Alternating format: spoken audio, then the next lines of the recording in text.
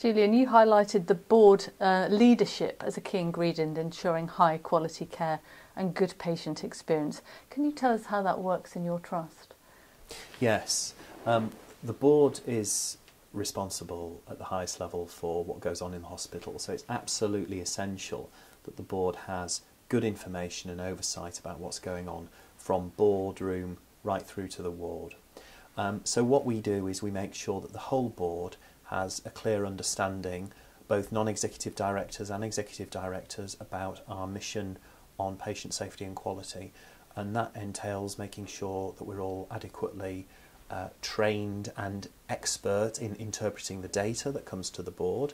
We use what we call the quality account, which gives the board a whole series of information on key performance areas in terms of patient safety and quality, things like mortality rates, venous thromboembolism, pressure sores, but also feedback from patients.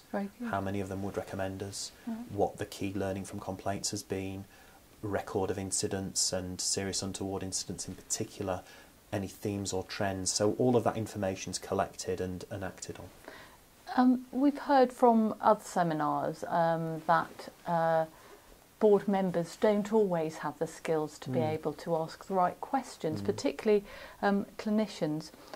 Increasingly, foundation trusts are recruiting non-executive directors from a business background. How do you prepare them to understand the nature of your business in providing care to sick people? Yes, it's an important point. We try to provide a very structured induction programme for new non-executive directors, which exposes them to all of the key areas of the organisation, and of course includes some very hands-on experiences and visits to ward areas and so on, and talking to patients to get a sense of what the real task of the organisation is about.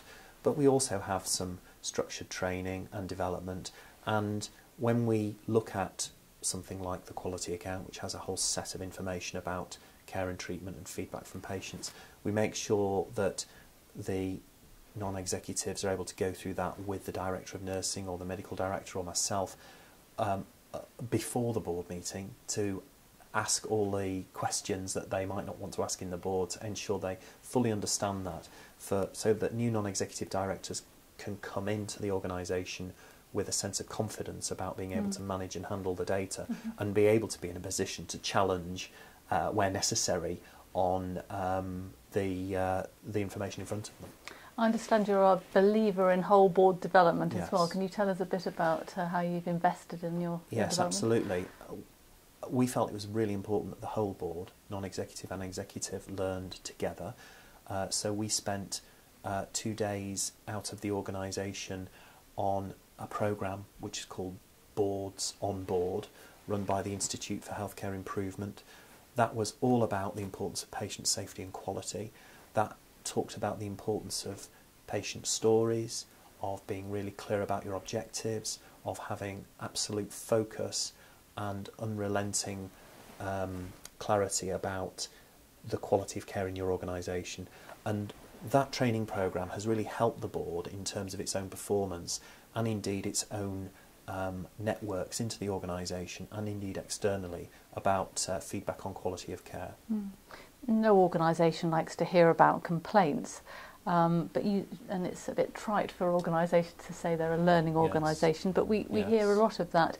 How does your trust ensure complaints are properly investigated and not handled defensively? Very important, and like any organisation, we have our share of complaints and things do go wrong. The important thing is that the culture of the organisation is one that we prize in terms of being honest and open, and therefore we look at complaints as an opportunity to see not only what went wrong and how we can learn from it, but also to try and have a productive engagement with the family, the patient themselves. I meet with many patients and families in terms of complaint handling and resolution. We try to ensure that we give patients as much of an explanation as possible and try not to sound defensive, and that's a very important issue. We also have a training programme across the organisation which is about handling complaints and difficult conversations, which is about creating some empathy, emotional intelligence, listening. All of those things are really important before you reach for the inevitable solution, you need to absorb absolutely the nature of the complaint and the issue, and then think about how to respond and agree that with the person who sat in front of you. So those elements are very, very important. Obviously we monitor complaints at the board, we look for themes, we look for issues, and we've changed a number of things in response directly to patient feedback, including complaints. You talked about a wide range of different indicators that the board receives about quality and safety and patient experience.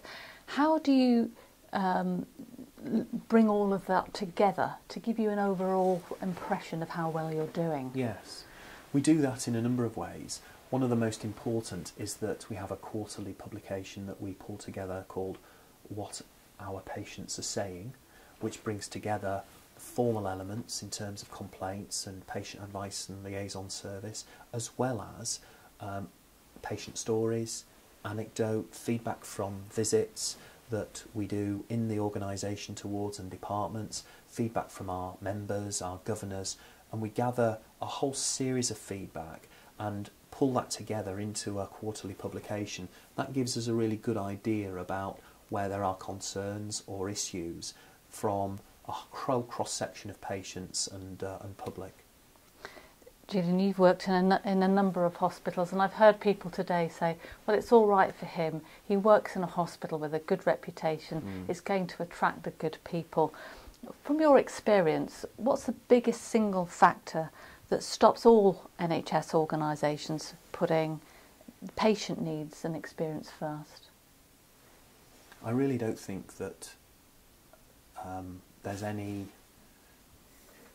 excuse for not putting patient needs first. That's what we're here to do. That's what it's about. Yeah. I guess a lot of the pressures that are acting on the National Health Service, financial pressures, demand pressures, ageing population, all play a part, but fundamentally what we're about is the delivery of safe and high quality patient care, and that's at the centre of our mission and purpose, and I'm sure is at the centre of most organisations. If it's not, it absolutely should be. And if it's not, then there's an issue about the need to develop the leadership of that organisation to ensure that it is. Because this is the inescapable, absolute priority that we need to tackle. Julian, thank you very much. You're clearly very passionate about patient experience, and it comes across in your presentation. Thank you for that. Thank you.